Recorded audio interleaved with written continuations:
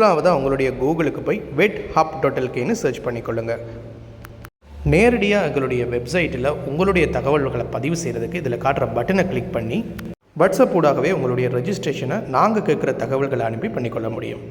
அடுத்ததாக உங்களுக்கான திருமண வரன்களை தெரிவு செய்கிறது. முதலாவது இதில் ஜெண்டர்னு இருக்கிறதுல கிளிக் பண்ணி மணமகளாக வேணுமென்றதை செலக்ட் பண்ணுங்கள். அடுத்ததாக குறைந்த வயது எவ்வளவு இருக்கணும், அதிகபட்சமாக வயது எவ்வளவு இருக்கணும் என்கிறதையும் வீடியோவில் காட்டுற மாதிரி செலக்ட் பண்ணிக்கொள்ளுங்கள். அடுத்ததாக என்ன மதத்தில் உங்களுக்கான திருமண வரனை பார்க்குறீங்க. மூன்றாவது திருமண நிலை. மொத்தமாக 5 திருமண நிலைகள் இருக்குது. முதலாவது நெவர் மேரிட், அதாவது இதுவரைக்கும் திருமணமே செய்யாதவங்க. இரண்டாவது டிவோர்ஸ்ட், அதாவது விவாகரத்தானவங்க. மூன்றாவது விடவுட், அதாவது கணவன் அல்லது மனைவியை இழந்தவங்க. நான்காவது செப்பரேட்டட், அதாவது இன்னும் விவாகரத்து ஆகாமல் பிரிஞ்சிருக்கிறவங்க. ஐந்தாவது கம்ப்ளிகேட்டட், அதாவது இவங்களுடைய திருமண நிலை கொஞ்சம் சிக்கல் தன்மை வாய்ந்தது.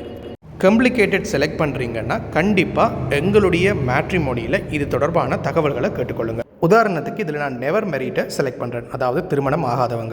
சர்ச்சை கொடுத்தீங்கன்னா உங்களுக்கான பொருத்தமான திருமண வரன்கள் இதில் காட்சிப்படுத்தப்படும்.